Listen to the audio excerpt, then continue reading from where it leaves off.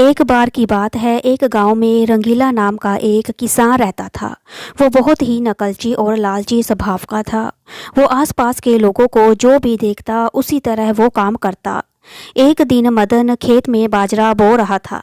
रंगीला ने उसे फसल बोते हुए देख लिया और उसके बगल में ही रंगीले का खेत था। उसने सोचा इस बार बाजरे की फसल में ज़्यादा उपज होगी, अर्थात मुनाफा भी ज़्यादा ही होगा, तो क्यों ना मैं भी बाजरा ही बो दूं। वो घर जाता है और बाजरे का बीज लेकर खेत पर आ गया। मदन ने जब रंगीला को बाजरा बोते हुए देखा तो उसने कहा, क्यों रंगीला, क्या तुम भी मुझे देखकर बाजरा ही उगाना चाहते हो? रंगीला, क्यों, ऐसा कहाँ लिखा है कि मैं तुम्हें देखकर बाजरा नहीं बो सकता? मेरा खेत है, मेरी फसल है, मैं जो चाहूँ वो करूँ, तुम्हें इससे क्या? अच्छा ठीक है, इस साल तुम फसल का दाम गिरा कर ही मानोगे। चलो कोई बात नहीं, वैसे भी तुम सुनोगे तो किसी की भी नहीं। रंगीला बिना कुछ कहे वहाँ से घर चला गया। घर आकर रंगीला की पत्नी ने रंगीला से कहा, सुनो, इस साल हरा चारा बहुत बच गया है, तुम एक काम करो, इसे गौशाला बेच आओ, और वैसे भी ये पड़ा पड़ा यहाँ खराब हो जाएगा। रंगीला ने कुछ देर विश्राम किया और उसके बाद वो हरा चारा सिर पर रख कर गौशाला की तरफ चल गया। रास्ते में उसे धनीराम मिला। धनीराम ने उसे रंगीला से पूछा, कहाँ जा रहे हो रंगीला? रंगीला ने जवाब दिया, इस चारे को गौशाला देने जा रहा हूँ, बहुत ज़्यादा बच गया था, चाहे तो तुम भी चलो। धनीराम और रंगीला दोनों गौशाला की तरफ चल दिए। गौशाला पहुँच कर रंगीला ने गौशाला के कर्मचारी से कहा, ये लो चारा रख लो और बदले में मुझे 10 रुपये दे दो। 10 रुपये? लेकिन मैंने तो सोचा था कि तुम इसे दान करने आए हो। ये सुनकर धनीराम ने कहा, अरे भाई देखो कितनी शांति है और कितना प्यारा गौशाला है, कोई नहीं, दे दो, हाँ हाँ फ्री में, सब कुछ देकर तुम्हें शांति जो मिलेगी ना। उसके बाद धनीराम और रंगीला गौशाला में थोड़ा आगे बढ़े तो उन्होंने देखा कि मनीचंद गाय के गोबर को एक बाल्टी में भर कर अपने घर ले जा रहा है। ये देख कर रंगीला ने धनीराम से कहा, अरे भाई, ये गोबर का क्या करना होगा? तो भाई तुम्हें पता नहीं है, मनीचंद इस समय काफ़ी पैसे कमा रहा है। वो इस गोबर से उबले और खाद बनाता है और उसे शहर में जाकर बेच आता है और बदले में उसको काफ़ी अच्छे दाम मिलते हैं। ये सुनकर रंगीला ने कहा, अच्छा ऐसा है। अगली सुबह रंगीला गौशाला जल्दी गया और सारा गोबर एक बाल्टी में भर कर अपने घर ले आया। घर लाकर उसने अपनी पत्नी से कहा, ये लो गोबर, और इससे अब तुम उपले और खाद बनाना, जिसे बेचकर हम अच्छा खासा पैसा कमा पाएंगे।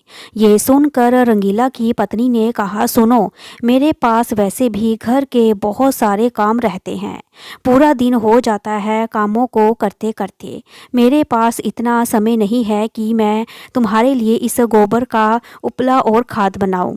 अगर तुम फ्री हो तो तुम ही ये सब कर लिया करो। देखो देखो मनीचंद की पत्नी कितनी मेहनत करती है, और सामने देखो कितने उपले और कितनी खाद उन्होंने पहले ही बना रखी है। मुझे नहीं पता, मैं ये सब नहीं करूँगी। दूसरी तरफ से मनीचंद गौशाला से खाली हाथ लौट कर आया तो उसकी पत्नी ने कहा, क्या हुआ, आज गोबर नहीं लेकर आए हो? नहीं नहीं, आज रंगीला गौशाला का सारा गोबर ले आया, बहुत ही नकलची और लालची इंसान है।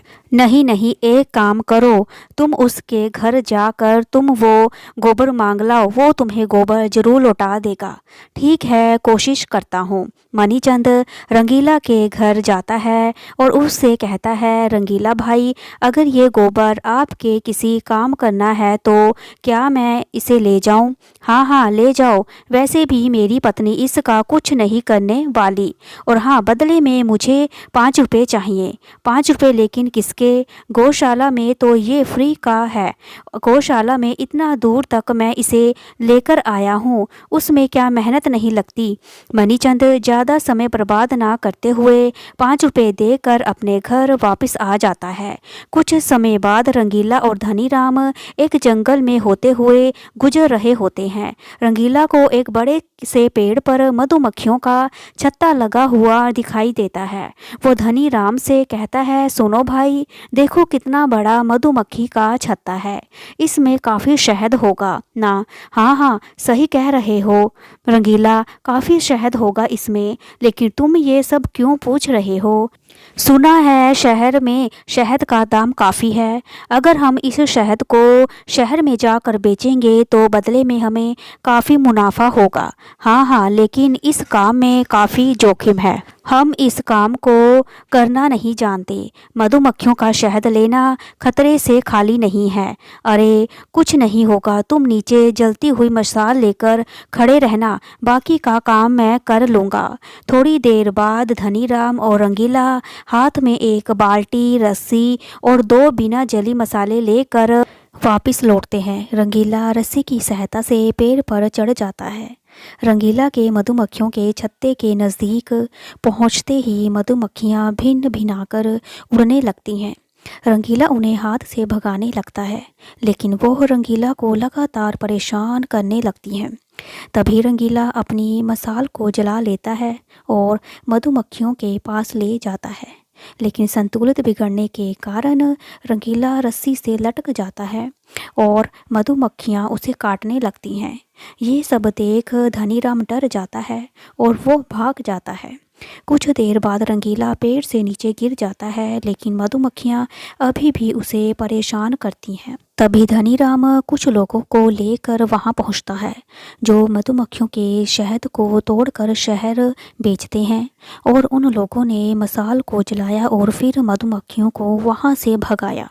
लेकिन इतने में रंगीला पूरी तरह सूज जाता है और उसका बदन टमाटर की तरह लाल हो चुका था। वो लोग रंगीला को डांटते हुए कहते हैं, जब तुम्हें ये काम करना नहीं आता तो करते क्यों हो? दूसरों के काम को दूसरों को ही करने दो, ज़्यादा लालची मत बना करो। इसके बाद रंगीला को दर्द से कहा रहा था बहुत ज़्यादा। वो लोग मिलकर रंगीला को हॉस्पिटल लेकर गए। धनीराम ने रंगीला से कहा, मैंने तो तुमसे पहले ही कहा था कि इस काम में बहुत ज़्यादा जोखिम है। अब देखो क्या हाल कर दिया है। अगर मैं उन लोगों को समय पर लेकर नहीं पहुंचता तो मधुमक्खियां तुम्हें और भी ज़्यादा काट लेती। हाँ हाँ, सही कहा दोस्त, लेकिन अब से मैं ऐसी कोई गलती नहीं करूँगा। अगर आपको मेरी कहानी अच्छी लगी तो लाइक करें, शेयर करें, सब्सक्राइब करें और मेरी ये वीडियो देखने के लिए थैंक यू सो मच।